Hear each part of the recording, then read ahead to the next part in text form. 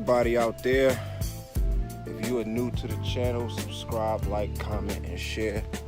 Let's talk about it. We're going to talk about that boy Deontay Wilder, heavyweight champion of the world, the American heavyweight champion of the world. So he defeats Brazeale, who was his mandatory challenger, in a thrilling, crazy one-shot walk-off knockout. One-shot walk-off knockout. All knockouts are not created equal.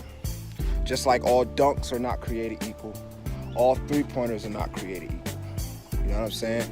A breakaway dunk is different than a chest-to-chest dunking on somebody's face. You know what I'm saying? Pulling up from a wide-open three-pointer is a lot different than taking somebody off the dribble on the isolation, step back, hit the three, especially if it's the ice to win. One shot, walk-off knockout. You know, it's one thing to knock somebody out or to get a stoppage. It's another completely different thing to hit a person with one shot, walk away as they fall. You know, so congratulations to Deontay Wilder for his 9th consecutive title defense, which puts him in the same category or the same list of dudes like Muhammad Ali, George Foreman, Evander Holyfield, etc., etc., etc. So he's making his bones. He's making his way up the rankings, or not up the rankings, but you know, he's making his way further and further into the annals of boxing history.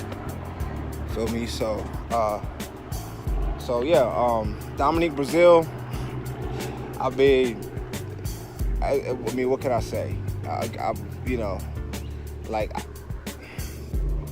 first of all, I don't like the fact that he talked all that trash, and then, you know, he couldn't even take his L like a man. You know what I'm saying? He couldn't even take his L like a man. Deontay Wilder was gracious enough after the fight, after all of the bad blood and everything, whatever, to go over, give him a hug, just be a gracious winner. This nigga couldn't even be a gracious loser. I ain't like that at all. I ain't like that at all. Not at all. You know what I'm saying? That's one thing that'll turn me off from a fighter. That's why I didn't like Ronda Rousey. You know what I'm saying? That's why even though I'm not a big Conor McGregor fan, you know, I respect Conor McGregor because of how he handled that Nate Diaz loss. So I can't stand, especially brash, cocky, arrogant, you know, fighters who talk a lot of crap and then they can't lose well.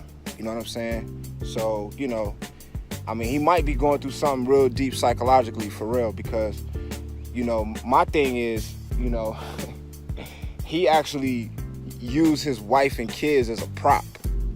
You know what I'm saying? To lead up to this fight, he used them as a prop. Like, you know, every time Wilder's face is on the screen, my kids feel a certain way, my wife feel a certain way because of the situation that happened. So I gotta go in there and take care of you, take care of Wilder for my wife and kids. Okay. So now your wife and kids watch you get stretched. Like, you realize, like, you can't tell your wife anything after that. I wish you would get upset with your wife, bro. Like, you can't never get upset with your wife ever after that. You know what I mean? That's like the way he positioned himself in this fight, the way he positioned it in order to sell the fight is kind of similar to, you know, a dude pinch your wife's butt and then you go out there to defend her and you get knocked out. Like, you can't live that down. You know what I'm saying? And then the fact that he got knocked out in the first round with a one-shot walk-off knockout. And this is the same dude that took Anthony Joshua to 7 tough rounds. So, you know, what does this mean going forward? We'll see. We'll see what Joshua does against Andy Ruiz.